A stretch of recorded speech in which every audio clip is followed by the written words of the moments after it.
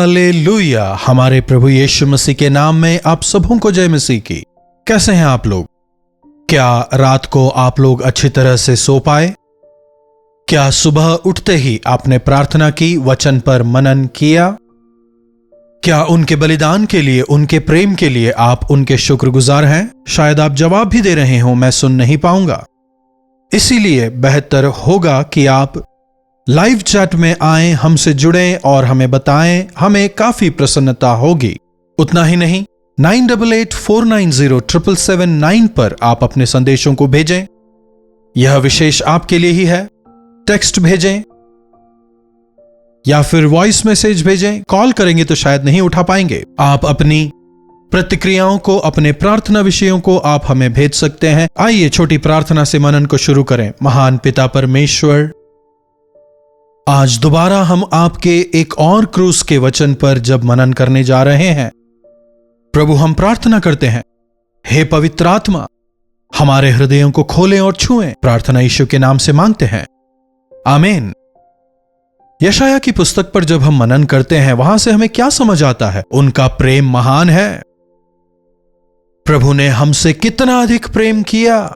हमारे पापों के खातिर उन्होंने क्रूस की मृत्यु से ही कितने अधिक अपमानित हुए। कैसे हमारे लिए वे एक आदर्श बन गए। क्या आप इन चीजों पर गौर कर रहे हैं? यीशु का पहला वचन, हे पिता ये नहीं जानते ये क्या कर रहे हैं, इन्हें क्षमा करें। दूसरा वचन, आज तू मेरे साथ स्वर्गलोक में होगा। तीसरा वचन, यह तेरा पुत्र और यह तेरी मां है। चौथा वचन, हे मेरे परमेश्वर तूने मुझे क्यों छोड़ दिया। आज हम 5वें वचन पर मनन करने जा रहे हैं। यूहन्ना रचित सुसमाचार 19वां अध्याय उसकी 28वीं आयत में देखिए। इसके बाद यीशु ने यह जानकर कि अब सब कुछ हो चुका है, इसीलिए कि पवित्र शास्त्र की बात पूरी हो, कहा, मैं प्यासा हूं। क्या कह रहे हैं यीशु? मैं प्यासा हूं, मैं प्यासा हूं। पहले 3 वचन वहां जो लोग मौजूद थे उनसे प्रभु बात कर रहे थे। चौथा वचन वे अपने पिता से बात कर रहे हैं, हे पिता तूने मुझे क्यों छोड़ दिया। यह था चौथा वचन। जब पिता ने उनके हाथ को छोड़ दिया या उस अलगाव को प्रभु यीशु मसीह सहन नहीं कर पाए, उनके अंदर एक प्यास, यह केवल शारीरिक प्यास नहीं थी, पानी पीकर बुझ जाने वाली प्यास नहीं थी। जैसे हिरणी नदी के जल के लिए हांफती है, मेरा हृदय वैसे ही प्रभु के लिए हांफता है। प्रभु से मिलने के लिए मैं तरसता हूं, जैसे दाऊद ने उन दिनों में कहा।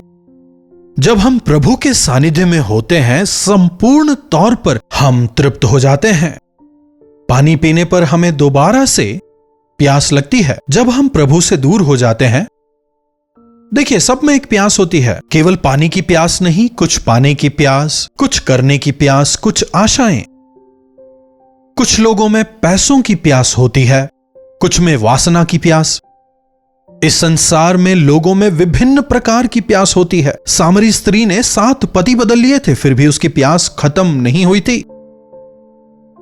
पर जब वो प्रभु से मिलती है, प्रभु कहते हैं, जो मेरे दिए हुए पानी को पीता है वो दोबारा प्यासा ना होगा। तुझे तृप्त करने वाला मैं हूं कहने वाले प्रभु, प्यास खत्म करने वाले प्रभु ही इस समय क्रूस पर से कह रहे हैं, मैं प्यासा हूं। बड़ी अजीब बात है ना यह? हां, हमें तृप्त करके, हमारी प्यास को खत्म करके, हमारी भूख को, हमारी प्यास को इस समय वे सहन कर रहे हैं। आज मनुष्य जाति में परमेश्वर के प्रति प्यास, वचन हमें बताता है, जो धार्मिकता के प्रति भूखे और प्यासे हैं वे तृप्त किए जाएंगे। आज मनुष्यों में सांसारिक बातों की भूख है, सांसारिक बातों को पाने की, उनमें तृप्त होने की उनमें इच्छा है, आशा है। लेकिन परमेश्वर से बात करने की इच्छा, परमेश्वर के वचन के लिए भूख और प्यास, मैं प्रभु से बात करना चाहता हूं, मैं परमेश्वर की आवाज को सुनना चाहता हूं। स्वर्गीय बातों की भूख और प्यास हम में कम होती जा रही है। कितने दुख की बात है यह। यीशु मसीह जब परमेश्वर पिता को पुकारते हैं, जब यीशु मसीह पिता से दूर हुए, उस दूरी ने उन्हें थका दिया। जब हम थक जाते हैं, जब हमारे शरीर में वाटर लेवल कम होने लगता है, उस समय हमें प्यास लगती है। उस कमी के दौरान हमें प्यास लगती है। जब हम थोड़ा पानी पी लेते हैं तो प्यास खत्म हो जाती है, लेकिन बार बार हमें प्यास लगती ही रहती है। प्रभु कहते हैं, मैं जिस पानी को तुम्हें देता हूं, अगर तुम पियोगे तो तुम में से जीवन के जल की नदियां बहेंगी। हां, हमारी आत्मिक प्यास को बुझाने के लिए, उसे तृप्त करने के लिए प्रभु प्यासे हुए। हमें हमारे पापों से, हमारे अधर्मों से, बुरे कामों से छुड़ाने के लिए प्रभु यीशु क्रूस पर प्यासे हुए, उन्होंने अपनी कुर्बानी दी। इसके बाद यीशु ने यह जानकर कि अब सब कुछ हो चुका और इसलिए कि पवित्र शास्त्र की बात पूरी हो, कहा, मैं प्यासा हूं। यीशु मसीह के क्रूस की मृत्यु कोई दुर्घटना नहीं थी, अचानक से कुछ हो गया ऐसा नहीं था। षड्यंत्रकारियों ने षड्यंत्र रचकर उन्हें पकड़ लिया, ऐसा बिल्कुल नहीं है। इन षड्यंत्रकारियों ने अन्यायपूर्ण तरीके से उन्हें गिरफ्तार किया, उन पर इल्जाम लगाए और उन्हें क्रूस पर चढ़ाया, लेकिन यह सब कुछ प्रभु की योजना के तहत वचन की पूर्ति के लिए ही हुआ। ये षड्यंत्रकारी बस परमेश्वर की योजना के भागी हुए। वे भविष्यवाणियां जो पुराने नियम में की गई थी, उनकी पूर्ति के लिए यह हुआ। जब आप यशायाह की पुस्तक 53वां अध्याय पढ़ेंगे, क्रूसीकरण के दृश्य को हम वहां देख सकते हैं। भजन संहिता 22 अगर पढ़ें तो प्रभु ने जिन वचनों को कहे, हम वहां उन्हें देख सकते हैं। आइए एक बार भजन संहिता 22 को देखें। भजन 22, हे मेरे परमेश्वर, हे मेरे परमेश्वर, तूने मुझे क्यों कर छोड़ दिया। जिन वचनों को प्रभु यीशु ने क्रूस पर से कहा, हम यहां देख सकते हैं। जैसा वचन में लिखा है, यीशु उन्हें ही दोहरा रहे हैं। 15वीं आयत में, मेरा बल टूट गया, मैं ठीकरा हो गया, मेरी जीभ मेरे तालू से चिपक गई और तू मुझे मारकर मिट्टी में मिला देता है। तो इस प्रकार से क्रूस पर भविष्यवाणी के एक एक वचन को पूरा होते हुए हम देख सकते हैं। इसी प्रकार अगर 69वें अध्याय में देखें, 69 का 21, और लोगों ने मुझे खाने के लिए इंद्रायण दिया और मेरी प्यास बुझाने के लिए मुझे उन्होंने सिरका पिलाया। तो ऐसे भविष्यवाणी की एक एक बात को हम पूरा होते देख सकते हैं। एक महान योजना के तहत परमेश्वर ने सृष्टि की नींव डाले जाने से पहले ही अपने अनंत ज्ञान की बदौलत एक योजना बनाते हैं, हमें पापों से बचाने के लिए, हमारे पापों की भरपाई के लिए, मुझे बचाने के लिए, मेरी संतानों को बचाने के लिए, संपूर्ण मनुष्य जाति को बचाने के लिए। उन दिनों में जिस प्रकार से परमेश्वर ने हव्वा से कहा था, परमेश्वर स्त्री के संतान के द्वारा, हम सभी पुरुष के संतान है, पुरुष के बीज के बिना हम इस संसार में नहीं आए, लेकिन मरियम के बेटे यीशु स्त्री की संतान होकर इस संसार में जन्म लेते हैं। पाप से अनजान प्रभु यीशु हमारे पापों को अपने ऊपर लेते हैं और हमारे पापों की भरपाई के लिए बलिदान हो जाते हैं। जैसे वचन में कहा गया है, तू उसके सर को कुचलेगा और वो तेरी एड़ी डसेगा। यीशु मसीह, इस वचन को भी वे पूरा करते हैं। शैतान के सर को वे क्रूस पर कुचलते हैं, फिर लोग उन्हें सिरका पिलाते हैं। सिरका जो है कड़वा होता है, एक ऐसा द्रव्य या पदार्थ जिसे पानी की तरह या फिर जिसे प्यास बुझाने के लिए नहीं पिया जा सकता। इसे नशा चढ़ाने के लिए या फिर जीभ को सुन्न करने के लिए दिया जाता है। जब यीशु ने कहा मैं प्यासा हूं, वहां एक सिरके से भरा हुआ बर्तन धरा था, सो उन्होंने सिरके में भिगोए हुए स्पंज को जूफे पे रखकर उनके मुंह पर लगाया। अगर किसी को प्यास लगी हो और पानी की जगह उसे सिरका दिया जाए तो उसे कैसा महसूस होगा, जरा सोच के देखिए। यीशु हमारे लिए प्यासे हुए, इसीलिए हमारी प्यास को वे बुझा सकते हैं।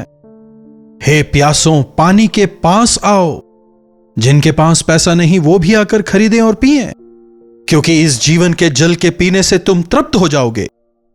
आइए एक बार इस वचन को देखते हैं। यशाया की पुस्तक 55वां अध्याय। हे सब प्यासों, पानी के पास में तुम आओ। जिनके पास रुपया ना हो तुम भी आकर मोल लो और खाओ। दाखमधु और दूध बिना रुपये और दाम दिए बिना ही आकर ले लो। प्रभु यीशु जो जल देते हैं, जो पानी देते हैं, उसे हमें रुपयों पैसों से खरीदने की जरूरत नहीं। उन्होंने अपनी जान को देकर हमारे लिए उसे मुहैया करवाया है। अब हमें पैसों से, सोना चांदी देकर उसे मोल लेने की जरूरत नहीं है। उन्होंने अपना प्राण देकर इसे हमारे लिए मुहैया कराया है। इस प्यास को खत्म करने के लिए उन्होंने अपनी जान को दिया। अगर हम यह समझ पाएं तो मसीह में जो संतुष्टि और संतृप्ति मिलती है, हम उसका आनंद ले पाएंगे। प्रभु यीशु ने कितना बड़ा बलिदान दिया, कितना बड़ा त्याग किया। अगर हम यह समझ पाएं तो हमारे अंदर सांसारिक भूख और प्यास कम होती जाएगी और परमेश्वर के और नजदीकी में बढ़ने की इच्छा बढ़ती जाएगी। हमारी आत्मा को जो तृप्त कर सकता है वह उनका वचन है। वह वचन जीवन की रोटी है। जो मुझ पर विश्वास करते हैं उनसे जीवन के जल की नदियां बहेंगी, प्रभु का वचन कहता है। हमारे घरों में नलकों से पानी आना कई बार रुक जाता है। कई बार बोरवेलों में भी पानी सूख जाता है। आज संसार में जल संकट दिन बर दिन बढ़ता जा रहा है, अपने चरम पर है। लेकिन मैं जो जल देता हूं वह जीवन का जल है। It is like a fountain. वह बहता ही रहता है। अगर आपने कभी झरने को देखा हो, वहां पर कभी काई नहीं जमती, क्योंकि पानी ठहरता नहीं, वो बहता ही रहता है। पानी बहता रहता है, इसीलिए पुराना पानी वहां नहीं होता, हमेशा फ्रेश वाटर ही रहता है। बिल्कुल ऐसे ही जिनके जीवन में यीशु मसीह हैं, उनके अंदर एक नयापन होता है, फ्रेशनेस। वे हमेशा तरोताजा रहते हैं, लगातार पवित्र किए जाते रहते हैं, हमेशा वे तृप्त किए जाते हैं। हां, प्यास लगती जरूर है, लेकिन प्रभु लगातार उसे तृप्त करते रहते हैं। हमारे अंदर एक संतृप्ति लाते हैं। हमारी संतृप्ति के लिए वे खाली हो गए। आपके लिए, मेरे लिए, संपूर्ण मनुष्य जाति के लिए उन्होंने क्रूस पर दर्द को सहा। हमारी सजा को उन्होंने अपने ऊपर लिया। जो निंदा और अपमान हमें मिलना था, उसे उन्होंने अपने ऊपर लिया, यहां तक कि पिता द्वारा वो छोड़ दिए गए, क्योंकि हमारे पाप उन पर थे। हमारे पापों के प्रायश्चित के लिए, हमारे पापों की भरपाई के लिए प्रभु यीशु मसीह क्रूस पर मारे गए। जब आप इस बात पर यकीन करके, विश्वास करके अपने आप को प्रभु के हाथों में समर्पित करेंगे, यीशु को सौंपेंगे, वे अपने जीवन के जल से आपको तृप्त करेंगे। अगर नहीं तो आप नरक के भागी होंगे, जहां आग बुझती नहीं, जहां कीड़े मरते नहीं। वचन में हम देखते हैं जब एक धनवान मर जाता है और मर के जब वो नरक का भागी बनता है, लाजर को जब वो अब्राहम की गोद में देखता है तो क्या कहता है? लाजर को भेज कि एक बूंद पानी वो मुझे दे। नरक एक ऐसी जगह है जहां एक बूंद पानी तक हमें नहीं मिल सकती। प्यास प्यास प्यास प्यास, हमेशा प्यासे। जीवन का जल देने वाले यीशु को छोड़कर जो लोग सांसारिक प्यास को बुझाने की तलाश में पड़ जाते हैं, वे हमेशा प्यासे रहेंगे।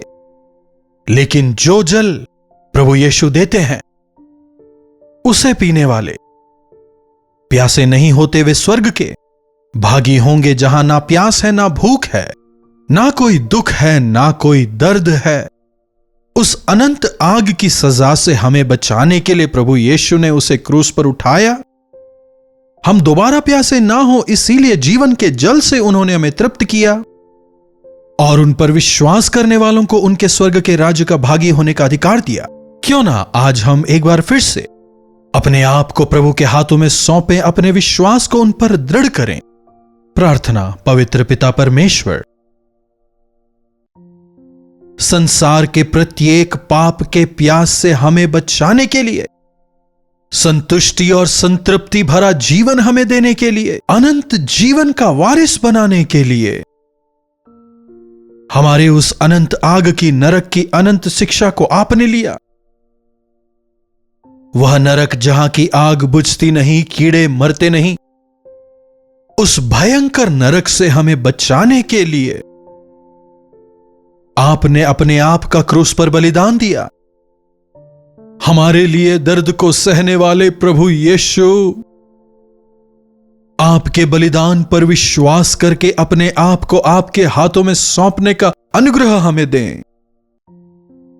अनंत नरक के भागी ना होते हुए आपके स्वर्ग राज्य के, जहां ना भूख है ना प्यास, वारिस होने का अनुग्रह हम में से प्रत्येक को दें।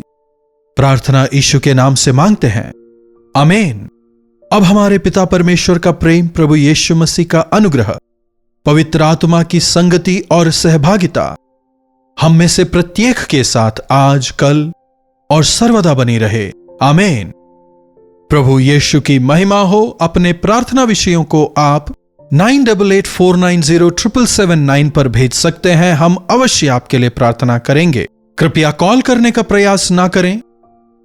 अगर आपकी कॉल ना उठाई जाए तो आप नाराज मत होइएगा। व्हाट्सएप या टेक्स्ट मैसेज द्वारा हमसे संपर्क करें, हम अवश्य आपके लिए प्रार्थना करेंगे। प्रभु का अनुग्रह हम सबों पर बना रहे। कल्वरी दर्शन, ये है प्रेम के दर्शन, यीशु प्रेम के दर्शन।